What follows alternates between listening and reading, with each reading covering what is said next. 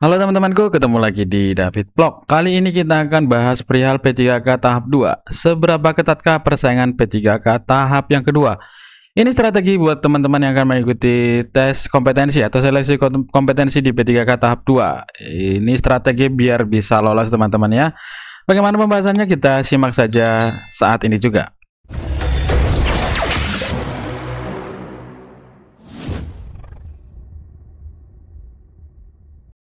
Seberapa ketatkah persaingan P3K tahap 2? Ini strategi biar lolos.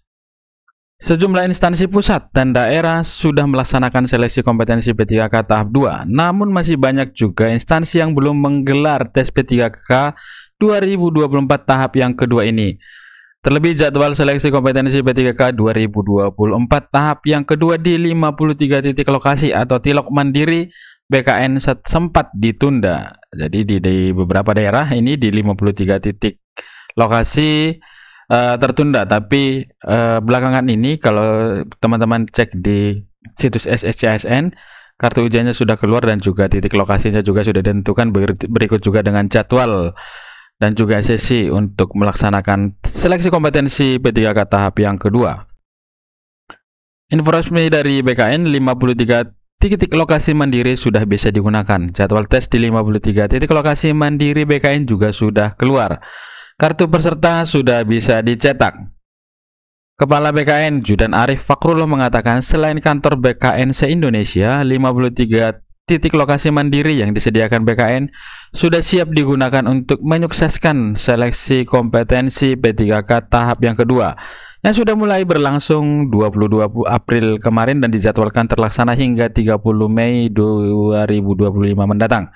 Jadi pelaksanaannya kurang lebih 1 bulan seminggu ya, kira-kira 5 minggu untuk jadwal pelaksanaan seleksi kompetensi P3K tahap yang kedua.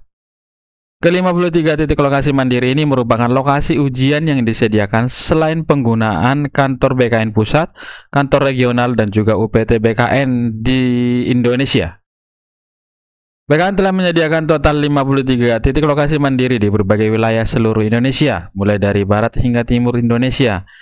Sebaran titik lokasinya mulai dari Aceh sampai dengan Sulawesi, sampai dengan Kupang. Jadi dengan begitu, kami lebih banyak menjangkau lebih banyak peserta di berbagai daerah sehingga peserta dapat dipermudah tanpa perlu harus ikut ujian di lokasi yang jauh dari domisilinya. Begitu kata Profesor Judan pada hari Jumat 2 Mei kemarin. Dia menyebutkan peserta seleksi P3K tahap 2 yang dinyatakan memenuhi syarat atau MS dan berhak mengikuti seleksi kompetensi yakni sejumlah 863.993 orang. Peserta seleksi kompetensi P3K tahap 2 ini diperuntukkan untuk mengisi 328.542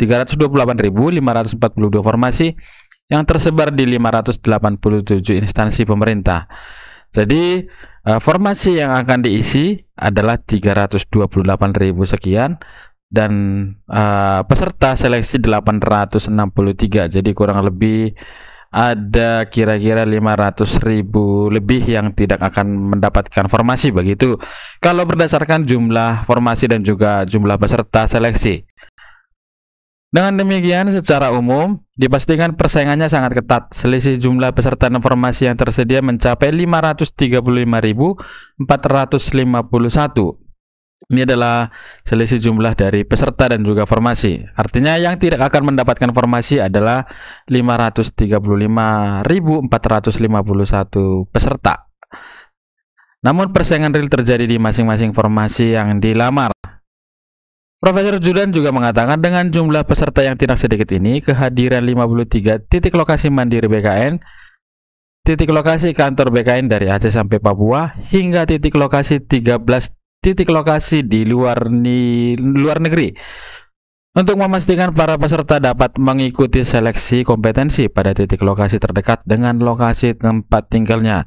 Jadi teman-teman di berbagai daerah ataupun instansi di saat pendaftaran seperti di daerah kami ini, untuk peserta untuk memilih titik lokasi terdekat ke domisili.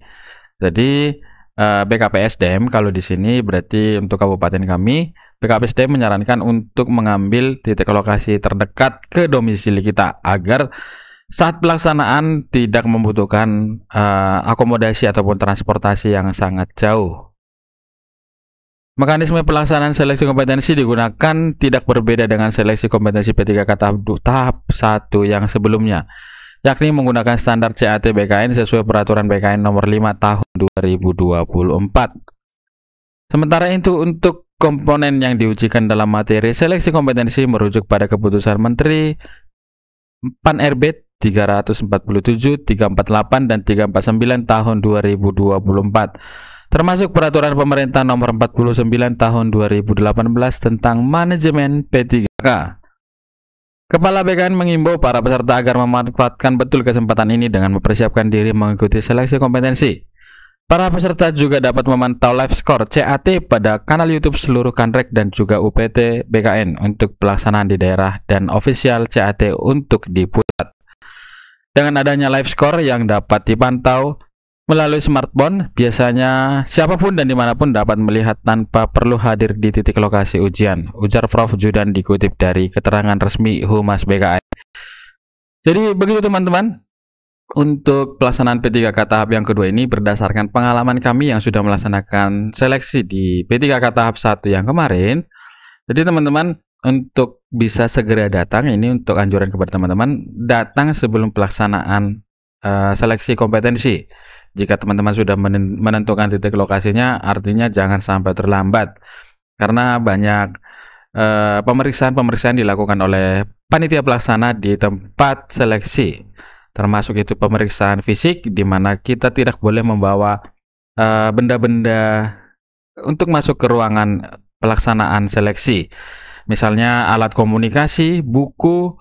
Jadi nanti semua itu akan dititipkan di tempat penitipan barang, dan teman-teman bisa ambil di saat setelah selesai melaksanakan seleksi, bisa diambil kembali di tempat penitipan barang yang tadi. Terus yang berikutnya, untuk skor atau nilai, di saat kita sudah selesai melaksanakan seleksi, nanti akan langsung muncul nilai ataupun skor yang berhasil kita dapatkan setelah mengerjakan soal-soal. Jadi untuk nilai langsung otomatis keluar di saat kita sudah selesai melaksanakan seleksi.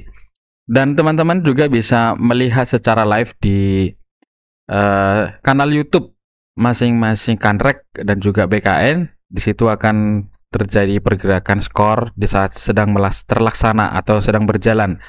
Jadi di saat kita misalnya kita selesai lebih awal, otomatis kita sudah tidak bisa mengerjakan, kita keluar dari tempat ujian, kita bisa cek di kanal YouTube-nya Kanrek masing-masing di mana kita melaksanakan ujian.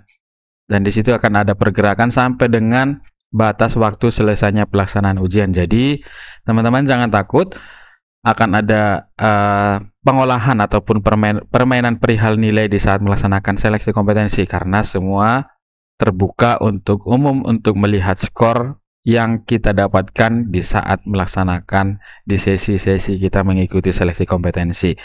Jadi sekian dulu teman-teman yang bisa saya sampaikan.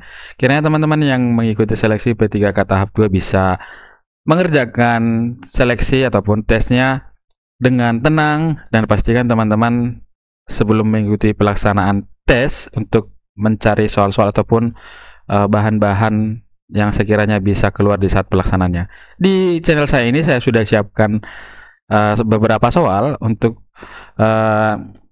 teman-teman bisa tonton ataupun lihat, dan berdasarkan pengalaman dari soal yang saya bagikan di kanal YouTube saya ini, ada beberapa soal yang ternyata keluar di saat seleksi P3K tahap 1 yang kemarin. Sekian dulu teman-teman yang bisa saya sampaikan, kiranya bermanfaat. Terima kasih, salam.